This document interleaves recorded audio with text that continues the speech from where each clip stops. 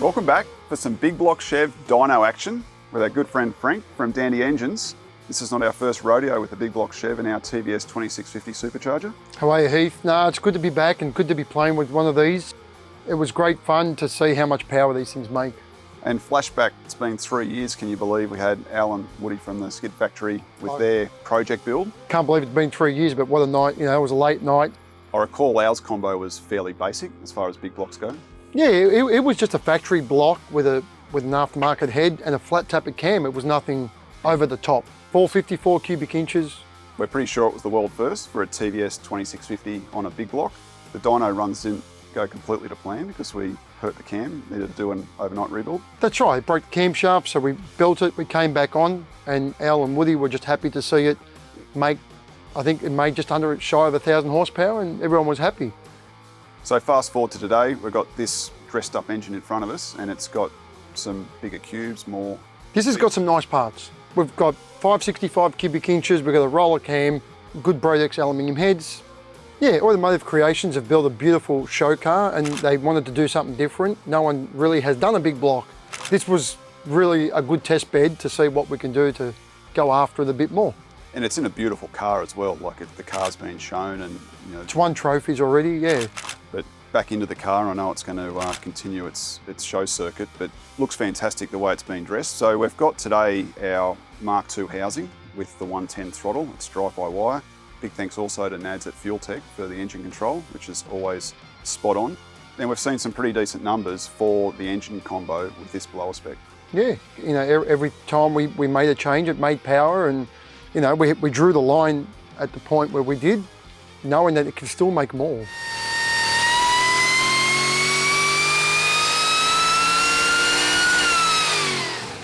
So it runs our heavy duty tensioner, the 10 rib drive system.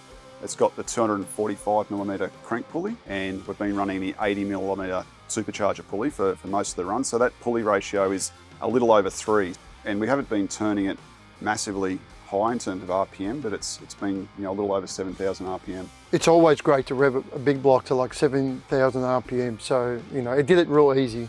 So in terms of the numbers, I think with the 80mm top pulley, this supercharger with the 110 throttle, we saw 1,158 horsepower, which Correct. is not as much as what the engine could possibly make, because the background is this engine wasn't built for the blower originally. No, and we weren't here to push every limit to the edge, so it did that quite comfortably on pump E85.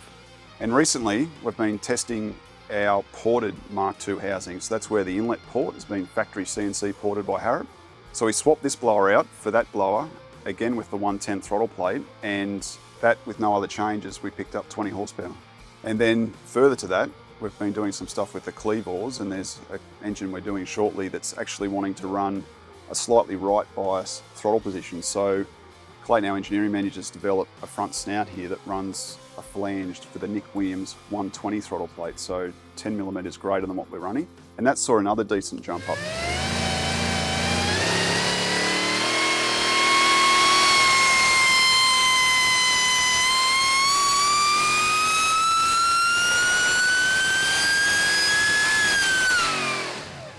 We had 1158 with the standard setup. We had 1178 with Correct. The ported blower. Yep. And then with the ported blower, with the 120 throttle, there was another 35 horsepower. So I think it was like 1,212 horsepower. So yeah. Pretty solid numbers for a big block with, not huge boost. No, it did it easy, and let's not forget to mention it makes in excess of 950 foot-pound as low as 4,500 RPM. Yeah, it's going to be an absolute beast on the road. Oh, it's going to be fun to drive. And it's worth pointing out the boost level, like I think we were 12.5 PSI peak with this Correct. blower. With the ported blower, we picked up half a pound, so it went to 13. And then with the 120, because obviously that's offering more inlet surface area, that jumped up a pound, so we ended up at 14. 14 and a bit. And don't forget, just because it's got 14 didn't mean it was maxed out. It was just a very safe tune-up at 14. Now, we always want to sort of see what the upper potential is, so we did put a smaller pulley on. You're not going to come here and not play a little bit while I'm on, on the dyno, so we put the smaller 70mm pulley. That's right. Went after it a bit more.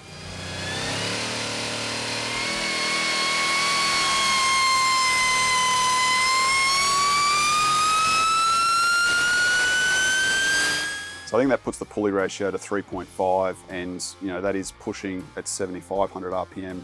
Peak power was at 7,000 though, so, and the tune-up got tickled as well. I got after the tune-up with Nathaniel, and the results talk from that little blower just keeps making more power.